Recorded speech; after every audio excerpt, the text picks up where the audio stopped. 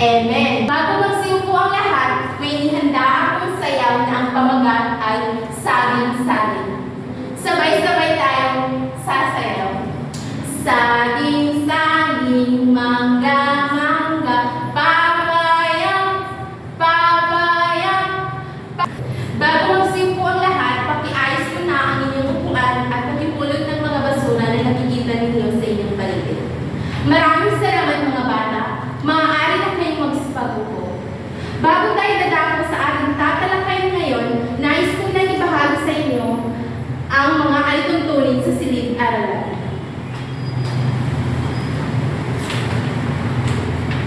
Sabay-sabay natin basahin. Una, respeto at igalang ang bawat isa. Pangalawa, itaas ang kanang kamay kung nais niyong sumagot. Pangatlo, panatilihing malinis ang silid-aralan. May nais na ba kayo idagdag mga bata? Kung wala na, nais kong malaman kung sino ang lumiban sa klase ngayon. May lumiban ba?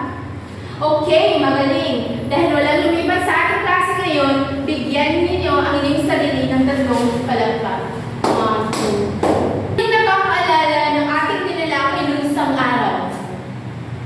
Pamela, okay, ang ating tinalakay noong isang araw ay tungkol sa alaman. Bago tayo dadako sa ating tatalakayin ngayon, may ibibigay ako sa inyong pangkatang gawain. Okay, ngayon ipapangkat ko kayo ng 2 pangkat. Ang hani na ito ay pangkat 1. Ang hani naman na ito ay pangkat 2. Ang bawat pangkat ay pipili ng isang kalahok na pupunta dito sa harapan at kukuha ng isang bagay mula dito sa kahon nang hindi tumitingin. At kailangan niya itong ilarawan para mahulaan ng bawat pangkat. At kung sinong maraming puntos ay siyang mananalo. Sa ating ginawa kanina, ano ang naramdaman ninyo nung nahawakan niyo ang kahon? Yes, Hans? Okay, magaling. Ano ang mga gamit o mga bagay ang nahanap ninyo sa kahon? Okay, magaling mga bata. Ngayon naman ay dadako tayo sa ating tatalakayin ngayong araw. Tatalakayin natin ngayon ay tungkol sa bugtong. At bago ang lahat, babasahin na natin ang ating layunin ngayon.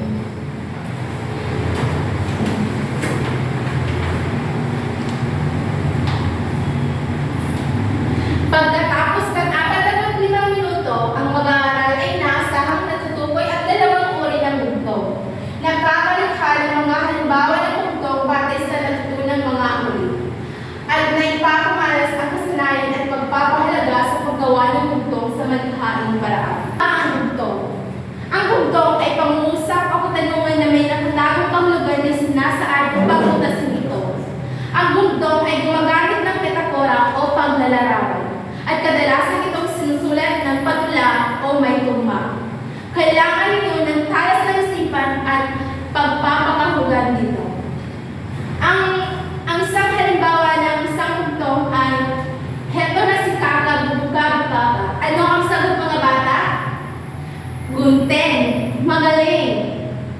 Ngayon naman, may 2 uri ng bugtong. Una, mga talinghaga o enigma. Ito ay mga suliraning pinapahayag sa isang metapora o mga alegoryang wika na nangangailangan ng katalinuhan at maingat na pagnilay-nilay para sa kalutasan nito. Ang halimbawa nito, agaw, buhay.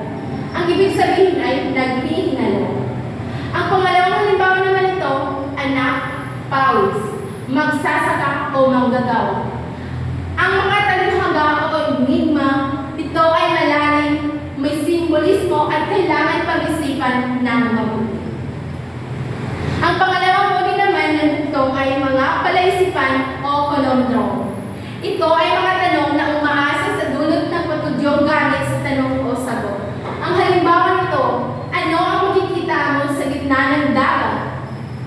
Ano ang makikita niyo sa gitna ng dagat mga bata?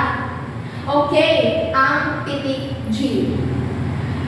Pangalawang halimbawa naman ito, ano ang bagay ang nasisira na hindi pa man may sasakatuparan? Ano ang sagot mga bata? Pangako, mahusay. Ang palaisipan, ito naman ay parang tanong na may direktang sagot, minsan may nakakatawa.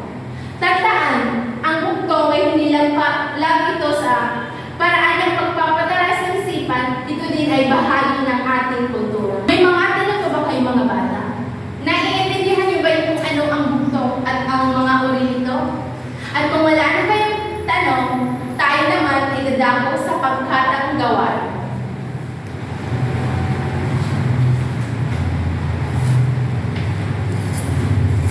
Pagibasa ang panuto.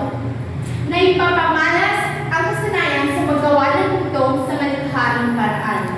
Ang bawat pagkat kailangan magkakagawa ng 5 bugtong. Ang unang pagkat ay gagawa ng 5 palaisipan o conundrum na bugtong. Ang ikalawang pagkat naman ay gagawa ng 5 talikhagang o enigma na bugtong. Naiintindihan niyo ba yung ganito mga bata? Narito ang ating rubrics. Kalinawan at ayos ng presentasyon ay 20 puntos. Kaugnayan ng bugtong sa tinalagang uri, 15 puntos. Partisipasyon ng bawat membro, 15 puntos. Ang total, 50 puntos. Bigyan ko kayo ng 10 minuto para tapusin ang inyong gawain. Tapos na ba kayo mga bata? Okay, mahusay. Naiintindihan niyo ba ang ating paksa mga bata? At kung naiintindihan ninyo, ano ulit ang bugtong? Pamela? Okay, magaling Pamela. Ang bugtong o riddle ay pangungusap o katanungan na may nakatagong kahulugan na isinasaad upang malutas ito. Rudel, ano ang dalawang uri ng bugtong? Magaling Rudel, ang dalawang uri ng bugtong ay ang mga palaisipan at mga talinghaga. Melody, magbigay ng halimbawa ng bugtong na palaisipan. Mahusay Melody. Ngayon naman, dahil naiintindihan ninyo ang ating paksa ngayon naman ay tayo ay dadako sa ating susunod na gawain.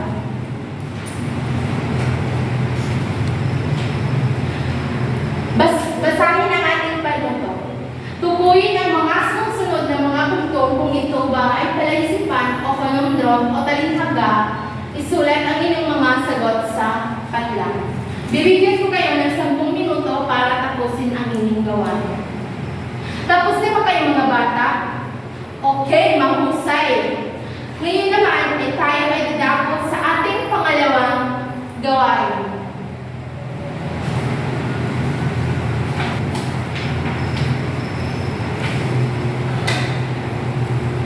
Sa gawain pangalawa, malikhaing bugtong.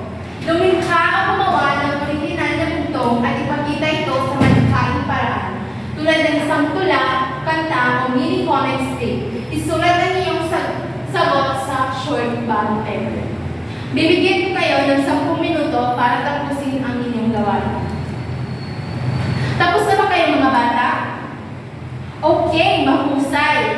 Tayo magtapos sa ating klase ngayon, may ibibigay ako sa inyong takdang aralin. Pakisulat ito sa inyong mga papel. Tapos na kayo magsulat mga bata? Okay. Ngayon naman,